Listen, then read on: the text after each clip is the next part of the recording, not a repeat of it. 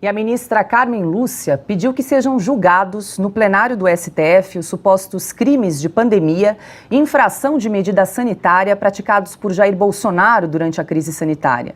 Os casos estão no relatório final da CPI da Covid. O relator do tema, ministro Dias Toffoli, havia pedido julgamento virtual, mas Carmen Lúcia solicitou destaque para o plenário presencial. Assim, o julgamento deve ser transmitido pela televisão e pelas redes sociais através da TV Justiça. Ana, vale lembrar para a nossa audiência que ainda não tem data marcada para esse julgamento, mas fica a questão, né? Qual é o critério utilizado para levar um caso a plenário presencial ou plenário virtual? O problema maior, Paula, não é nem levar isso ao plenário virtual ou pessoalmente. O problema é o balaio o que é feito, o que é preparado e o que pode ser colocado dentro do balaio de crimes de pandemia e infração de medida sanitária. São balaios como fake news, como desinformação, porque tudo que eles não gostam que seja tocado, que seja questionado, que seja debatido de maneira honesta pelo público, pela nação, é jogado no balaio da fake news. Derruba esse perfil, derruba essa rede social, bloqueia esse aplicativo de mensagem. Por quê? Porque as pessoas estão falando demais em política, sobre política.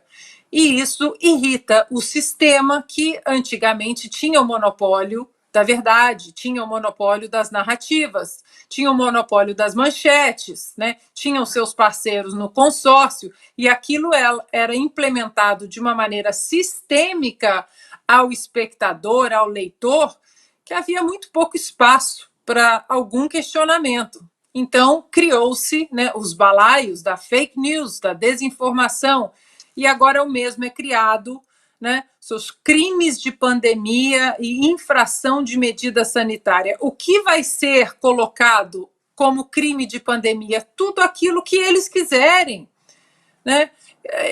Vocês acham que eles vão se importar de alguma pesquisa que comprovou que o presidente Jair Bolsonaro disse que, quando ele disse há 2, 3 anos, foi colocado como fake news, como desinformação, e agora a verdade já seguiu o seu caminho, pesquisas já foram feitas sobre lockdowns, sobre vacinas, sobre tratamentos. Eles vão dar de ombros, eles não vão trazer pesquisas nenhumas, porque existe em curso mais uma perseguição política que agora é contra o presidente Jair Bolsonaro. Simples assim. Silvio Navarro, a CPI da Covid, a gente acompanhou aqui por mais de 6 meses, uma grande usina de manchetes para os grandes veículos de comunicação, e ao fim de 6 meses de investigação, o que restou da CPI da Covid, Silvio? Manchetes de festim, né? Importante a gente dizer isso, né, Paula? Olha só, Paula, a TV Justiça, a criação dela, ela vai ao ar no ano de 2002, salvo engano, é um 11 de agosto de 2002, quando o presidente do Supremo Tribunal Federal era o ex-ministro, agora ex-ministro Marco Aurélio Mello. Numa entrevista, tempos depois, quando a TV Justiça se tornou um verdadeiro canal de transmissão de sessões com celebridades durante o julgamento da ação penal 470 do Mensalão em 2012, o próprio Marco Aurélio, numa entrevista, chegou a dizer que ele deveria ter pensado bem da forma como ele instituiu a transmissão dessas sessões plenárias, porque se tornou um verdadeiro show. Então, a ministra Carmen Lúcia, nada contra, ministra, a senhora exigir a presença dos ministros ali em plenário, até porque é importante mostrar para a sociedade se algum ministro reage quando o outro age com truculência. Para notar, inclusive, caso algum ministro use da mesma truculência com seus pares homens, se usar contra mulheres, para a gente observar determinadas reações. É importante mostrar isso para a sociedade. Mas, nesse caso, está muito claro que é a pandemia de volta, né? No momento em que vão tentando tudo, né?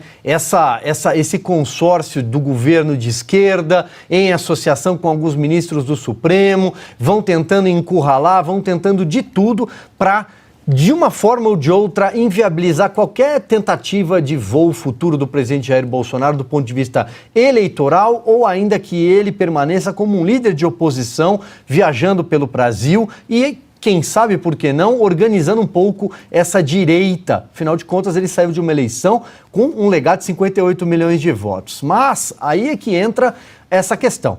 Nada parece, de uma forma cabal, colocá-lo contra as cordas. Então vem a Covid mais uma vez. Não foi isso que a Polícia Federal foi buscar na casa dele? Carteirinha de vacinação? Levou os celulares, que eram muito mais interessantes, aliás, né? Deve ter conteúdo lá que talvez, para quem quer interpretar qualquer tipo de coisa, ache alguma finalidade. Mas era a carteirinha de vacinação. Agora, o STF, 3 anos depois, nem a OMS considera mais a Covid, a pandemia, o coronavírus, caso de emergência pública no mundo.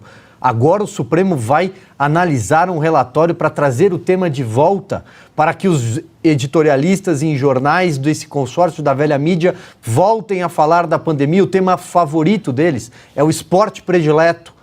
Chamaram o presidente Bolsonaro de genocida. Tudo isso de novo, carteirinha de vacinação. Esse é o único tema que cola? Então é isso que eles vão recorrer. E, curioso, né? O Supremo Tribunal Federal, enfim, vai falar o nome de Renan Calheiros como relator da CPI. Não com um dos tantos inquéritos que ficaram lá, ainda tem alguns lá, adormecidos durante décadas, sem nunca ter sido analisados. Fernão, o que dá para esperar aí desse julgamento em plenário dos supostos crimes de pandemia e infração de medida sanitária praticados aí por Jair Bolsonaro durante a pandemia? Gente, eu tenho batido sempre nessa tecla nas minhas redes aqui, de que haveria 2 medidas de emergência, né, para a gente tentar recuperar um pouco da democracia brasileira. Né, que a primeira delas, né, seria o que eu chamo a PEC do STF, né, que seria a proposição de uma proposta de emenda constitucional para tornar ilegal qualquer manifestação fora dos autos, né, qualquer decisão monocrática, né, qualquer tentativa de produzir leis, né, e de restringir a ação do Supremo Tribunal àquilo que ele é em todo país democrático, que é a avaliação da constitucionalidade das leis do Legislativo, que é o poder legitimado para produzir leis, né, em nome do povo que elege esse poder. Essa seria a primeira providência para você conseguir voltar, porque enquanto esses juízes forem estrelas de televisão, né, você vai produzir Alexandre de Moraes em série, né, que é o que está acontecendo no Brasil. Né, vaidades em chamas, né, vaidades ditando todas as reações. E no mais é essa coisa, quer dizer, o Supremo Tribunal está sempre correndo atrás, né, para legalizar os crimes que ele cometeu. Quer dizer, todas as ações que ele tomou fora da lei, agora ele está correndo atrás para criar leis, né, que ponham fora da lei aquilo que antes não estava fora da lei, mas que foi tratado como se estivesse. Né. Então é tudo uma tapeação. Né. A outra providência que seria necessária seria uma outra PEC para fechar essa outra porta, que é a que impede o poder legislativo, que é o poder eleito pelo povo, né, de cumprir a sua missão constitucional de cercear os abusos de poder do Supremo Tribunal, né, que é essa coisa dos superpoderes atribuídos às presidências da Câmara e do Senado.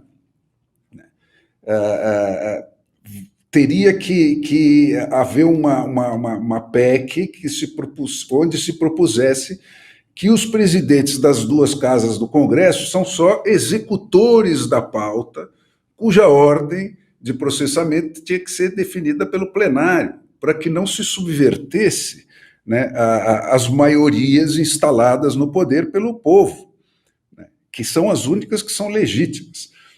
Na medida em que você permite que isso seja bypassado por superpoderes determinados por um regimento interno da Câmara e do Senado, né, que falsificam as maiorias que o povo instalou lá, que o eleitorado instalou lá, com o propósito de tomar as providências consequentes dos seus posicionamentos ideológicos, né, fica inevitável que esses postos estarão sujeitos sempre a um grau de corrupção absoluto, né, porque qualquer preço é barato, né, para você tomar essa posição e ficar dono do Brasil. Então, é por aí. Eu acho que essa seria uma atitude proativa do Congresso Nacional para deter esse rush com que esse pessoal está vindo para cima das instituições brasileiras. Pessoal, aproveitando que você está aí assistindo a nossa programação, eu vou falar rapidinho dessa cápsula que vai te ajudar a resolver as famosas dores nas juntas, dor no corpo, artrite, artrose, reumatismo e fibromialgia. Ora Pronobis da Vitae Gold, não é isso, Renata? Isso mesmo, Silvio. Dor a gente não pode se acostumar. Sentiu dor, independente de idade, vai fazer um tratamento. O Ora Pronobis da Vitae Gold tem um diferencial, ele é super concentrado, vai direto no foco da sua dor e acaba com ela muito mais rapidamente. Ou seja, se você está aí com esses sintomas de dor no corpo, já está com dificuldade para fazer as tarefas básicas do dia a dia, ligue 0800 291 2200. E ele é um suplemento super completo, então além de ele ajudar você com as dores, ele tem mais vitamina C que a laranja, ele tem ferro, mais ferro do que uma beterraba e um espinafre, imagina só, e mais concentração de proteína do que você imagina. Agora, tem que aproveitar uma coisa, viu, Silvio? Só para quem ligar agora tem uma promoção especial. É mesmo?